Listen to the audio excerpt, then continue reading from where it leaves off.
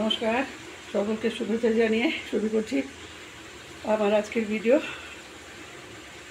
এই যে আর চিকেন রান্না হবে, পুরো শুরু থেকে দেখাতে পারিনি, এত গরম পড়েছে এখানে প্রচণ্ড। এই যে আমি মশলা পিষে রেখেছি এখানে,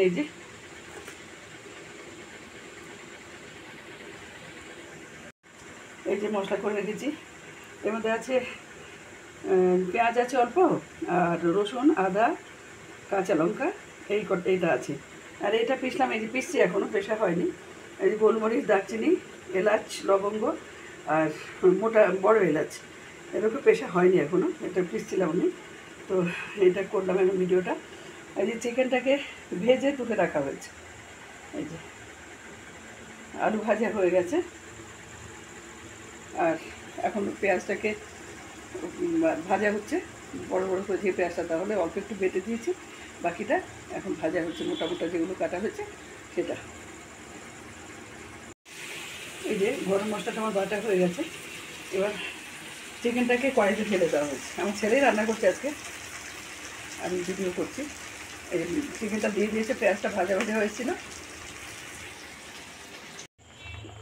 এই যে আগে তো ভেজে রাখা হয়েছিল চিকেনটা, সেই জন্য মানে বেশিক্ষণ আর কষানো হয়নি। এখন এই জলটা পুরো টেনে নেবে, একদম পুরো শুকিয়ে যাওয়ার পর ফাইনালি একটু জল দেবো, কারণ এখানকার চিকেন ফিকেন ফট করে সেদ্ধ হতে চায় না, আর কুকারে দিলে অতটা ভালো লাগে না।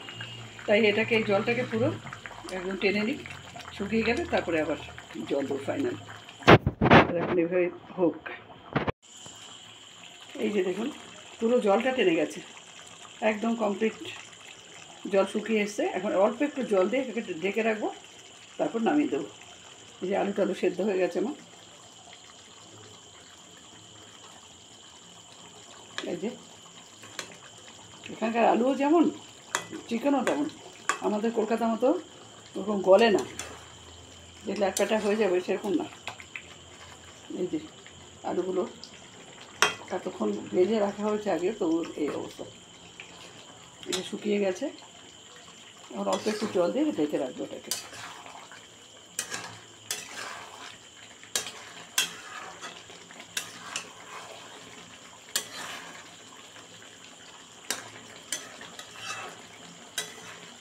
করার আগে চিকেনটাকে একটু ভেজে নিলে ভালো হয়।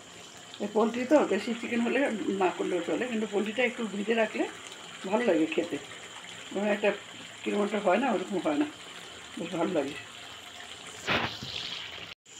এই যে চিকেনটার জন্য আমি একটু গরম জল করে নিলাম। গরম জলটা দিলে তাড়াতাড়ি ভালো হবে, একটু হয়ে যাবে তাড়াতাড়ি।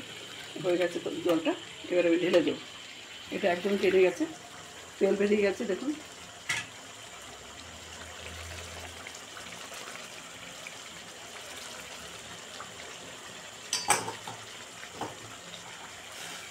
একটা স্ট্যান্ডে রাখিনি, হাতে ধরে একটু অসুবিধা হচ্ছে।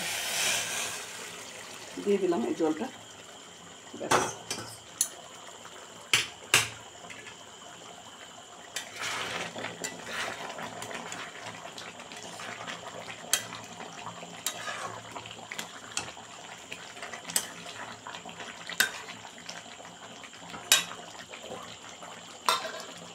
গরম মশলাটা সবই দিয়ে দিয়েছে আমার ছেলে একবারে,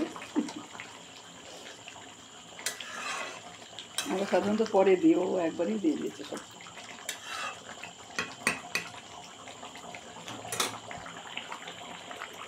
এই যে আর একটু হোক, ঢাকা দিয়ে রাখি, 4-5 মিনিট হোক। এই যে চিকেনটা আমার হয়ে গেছে, এই হয়ে গেল। এবার বানিয়ে খেয়ে দেবেন, কিছুই না, শুধু মাংসটাকে যেমনি মাংস করি আমরা তেমনি অনেকেই হয়তো করে। চিকেনটাকে একটু ভেজে নিলে, আগে একটু লবণ হলুদ দিয়ে ভেজে নিলে ভালো লাগে, তার মধ্যে একটু সস যদি মেখে নেওয়া যায় আরও ভালো লাগে। মেখে তারপরে ওটাকে যেমন আমরা মাংস রান্না করি তেমনিই করতে হয়, আর কিছু না। বানিয়ে খেয়ে দেখবেন, যদি ভালো লাগে একটা লাইক, শেয়ার, কমেন্ট করে আমার পাশে থাকবেন। আর যদি নতুন বন্ধু হন প্লিজ একটা সাবস্ক্রাইব করবেন। ধন্যবাদ, দেখা হচ্ছে পরের ভিডিওতে।